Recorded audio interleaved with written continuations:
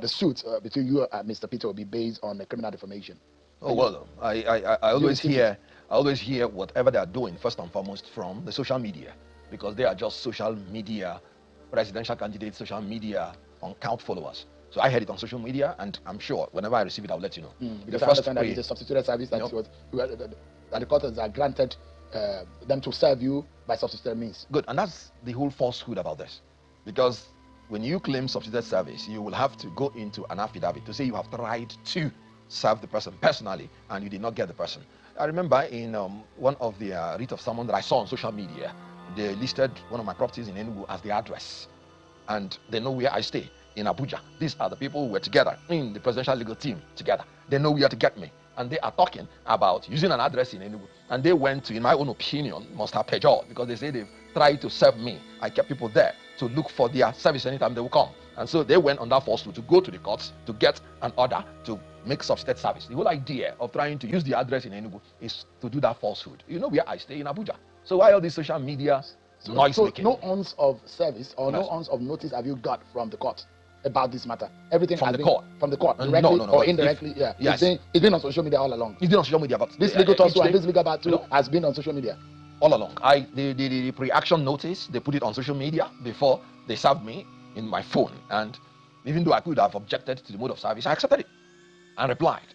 But from the court, I have not received anything. Are you ready for this battle? There's no battle at all. This is just a joke. I told people that this is a calculated attempt to gag me, to cow me, to intimidate me, to harass me. I have been a public affairs analyst from 2009. I stand by everything that I said. As a matter of fact, I've not even said it the way it is. The NDC aspirants on daily basis, they keep saying and repeating what they told me publicly. A lot of them are in courts. A lot of them have even gone to magistrate court to institute a criminal complaint from Imo State. And it was NDC that said that Peter Obi and the caucus leaders were the people that organized the primary in Southeast. And of course, you know, Section 42 forbids you to make a rule and discriminatorily apply it to a geopolitical zone or people based on place of origin. The aspirants from the Southeast were told to pay 10 million naira and 20 million naira by NDC, led by the caucus leaders in the Southeast, which NDC identified. And I just came here to say what is already out there in the public. And they say you're being defamed. Defamed for what? Did you not hear what Aisha Yusuf said? Did you not hear what Sedaka Dixon said? Sedaka Dixon said that him and Peter Obi offered Aisha Yusuf the ticket of the House of Representatives so that she will abandon the Senate. For the way before that they use the word offer. Section 125, subsection 1A of the Electoral Act makes that bribery and corruption. In the law, stated offer to induce somebody to ensure the return of another candidate. And whenever you write a result, you have offended section 119, subsection 1A of the Electoral Act. And I'm just pointing out, exposing what is happening in NDC, and you are telling me defamation. Then the whole idea of defamation has to be redefined. Your statement as a betrayal of trust, and perhaps you're still doubling down on what will cost you a very heavy lawsuit if you are found guilty. Sorry, that is a civil proceeding. So the issue of being found guilty. Is it not a criminal defamation, or is it a civil defamation? No, it's just a civil. It's a civil defamation. Okay, civil, empty. Look, these people make noise, but I wouldn't tell you what we're going to do. Let them go to Atlantic Ocean. We will meet them there. What's the whole idea of going to Onitsha? You are in Abuja. It was in this studio that I said what I said. I live in Abuja. Everything is here in Abuja. You want to run to Onitsha. That shows the malevolence that they bring to their practice of law. Because in law, you are supposed to act in utmost good faith. But you know what? Bring them on. You are ready. Anytime.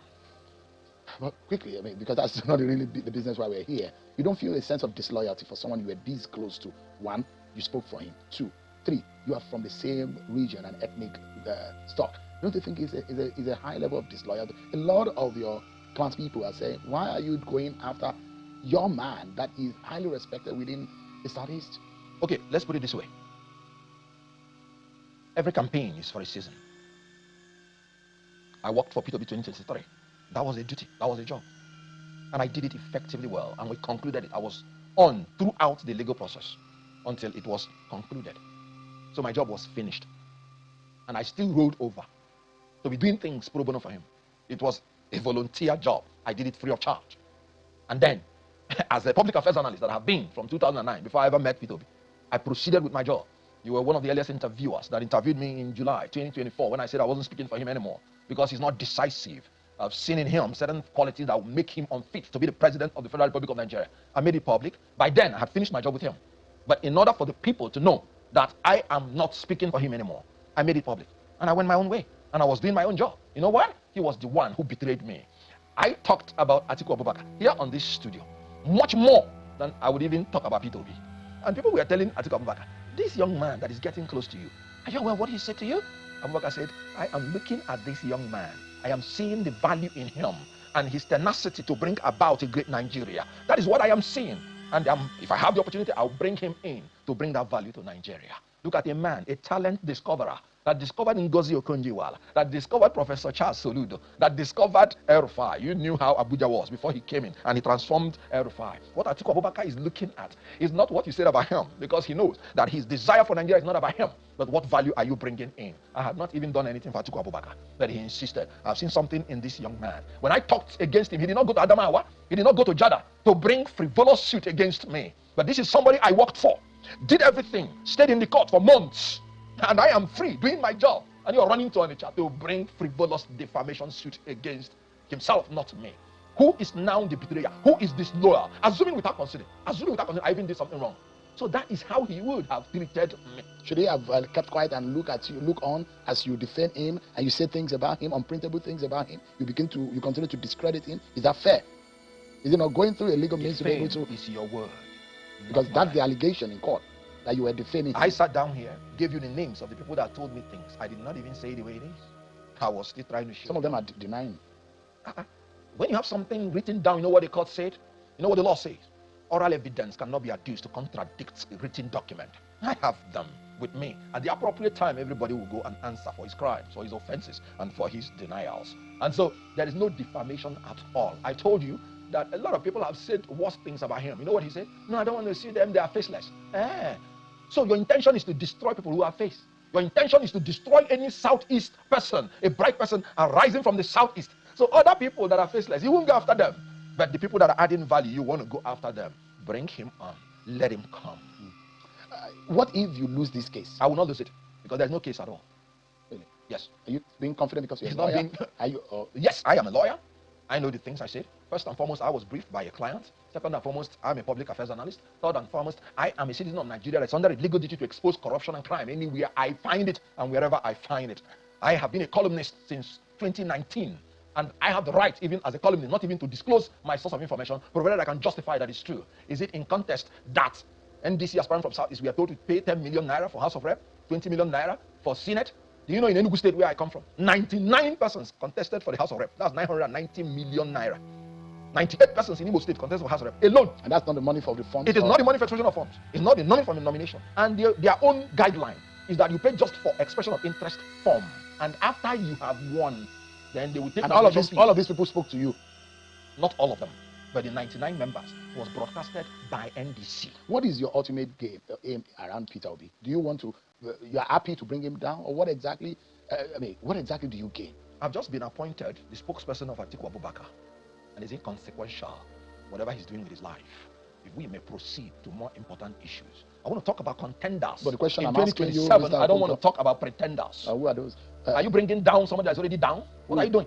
Please proceed with other issues. Can anyone trust Mr. Okonkwo, for example? You spoke about Bola Tinubu. Yes. You spoke about Peter Obi. Yes. You spoke about how can Atiku trust you? How can Nigerians trust you that you won't betray Atiku Abubakar the way you have betrayed Bola Tinubu, betrayed Peter Obi? Good. I have not even worked with Atiku Abubakar, so where's the betrayal? You have just started. No, that's what I'm saying. I have not even worked with Tinubu. I said I don't like same-pay ticket. You said you said a lot of things about Tinubu on the stage, on the podium. Absolutely, and I'm still saying the MC of APC, and I am still saying it, standing by it. Let me tell you, you know what Atiku Abubakar said in the letter of appointment? This appointment confirms the confidence I repose in your integrity, in your public communication skills, in your political judgment, in your all the goodies anybody can say. He's a man that knows that I can never betray, by the grace of God, anybody I have worked with. But you betrayed Peter Obi, don't you? You worked for Peter Obi. He betrayed himself. I just told you how he betrayed me. Because we're the first who denounced him publicly. The first that denounced him publicly. You were between both of you, you were the first who came out to say you don't trust him, he's not resolute, he's not consistent, and you said so many things about him. Let's look at it this way. How many times do employees fire their bosses? It takes a man of principle to do that. So you fired Peter Obi, did not fire you? That's your words. I just made a public statement. And Seun, if you don't have any other thing to say in this program, let us consider it done. You're done with talking about Peter Obi? Because Why does he's not relevant. Why does he agitate you? How? You are the one that is agitated. No. I'm just asking. I've asked you now 3 Is times it, for is us it to a possible proceed success to of Peter Obi? another. Hold on. I've asked you for 3 times to proceed Yeah, I'm gonna. to another topic. You know, you know what? You are the one that is fixated. You are the one that is The political fixated. disagreement within Igbo land has stalled the progress of allowing any Igbo man become president in this country. And you don't think this is a trace of it? I can tell you that the quality of leadership of a people determines the rate of their progress. I've always told you that the success democratically of a people depends on how they are able to cohere among themselves and collaborate with other people. There is no doubt that when a people are not united, when they are not in peace, it will impede their tendency and their capability to govern. Let me ask you, this is your appointment. How much did you work hard for it? They say you lobbied so hard for it. And there are a lot of pictures of you around Atiku Abubakar's corridor at his balcony. And the thinking is that you must have been having sleepless nights and having night vigils at Atiku Abubakar until the man just bestow and have mercy upon you to give you the appointment. Well, I really thank God for his grace. I've heard so many things too. I've heard that I went to Peter Obi to ask for rent for a duplex. He said, oh, no, they will give you for a flat. And I went to Atiku. And then he still gave me the one for flat. And I laughed. You know why? The same person that's talked about the rent. The first thing he said is that I went to Peter Obi to ask to become the publicity secretary of a failed political party. When he did not click, he now said I went to Peter Obi to ask for rent. By 1994 in Lagos, I packed into my own duplex, which as a young man of 20, I rented myself 5 Cobham Street, Lagos, and I lived there for 14 years. When I came to Abuja, I couldn't start living in duplex again. I started building mansions to the glory of God. The issue here is this. Let me be doing my job, let them be talking. The whole idea is that Atiku Abubakar is a talent discoverer. I met him the first time March 1st, 2025, when he graciously sent for me, and I went to meet him, and we talked. Pleasant man who is looking for the good of Nigeria, and we kept relating since then. I didn't want to make the mistake I made first. I said this time around, I'm going to know people on a closer note before I talk with them and talk for them. And at the end of the day, he made up his mind that this is the value adder. And you know what? Atiku Abubakar, when I met him the first time and he told me his vision for this country, I was captivated. Because vision is the mental picture of a preferred future. I now see that this great man has a vision to foster a united, secure, and prosperous Nigeria, where and in which every citizen can live a happy, healthy, and productive life. From this, his vision, you can see that his agenda is very, very easy to distill, which includes unity, security, which includes economic prosperity, education, health, and which includes restructuring. This restructuring is the one that touches me most. But in order to achieve these things, Atiku Abubakar is of the opinion that his mission will be to provide appropriate political leadership to implement his developmental agenda and to facilitate the realization of his vision. He understood from day one that no matter how good a manifesto is, no matter how good the laws of the land are, no matter how good your own program is, without effective leadership, it will come to naught. Our problem in this country is implementation. Enough of all these words. Atiku Abubakar is going to be a man of action. That is what his mission is, and his agenda would be adequately fulfilled. In 1999 to 2007, Atiku Abubakar did it with Olusegun Obasanjo. All the things they set out to achieve, he was the head of the economic team. And after discovering all these people, Nigeria was owing about $40-something billion. Atiku Abubakar being the head of the economic team with Ngozi Okonjo-Iweala that he discovered. They were not borrowing more to put us into slavery. They took us out of debt. And before they left, we were no longer indebted to any country. From 40 billion to zero. Economy. In the economy, we were moving graciously, becoming the most powerful economic nation in Africa. In security, you dare not do anything when they were there. Because you're given a job, you do it. You don't do it, you're gone.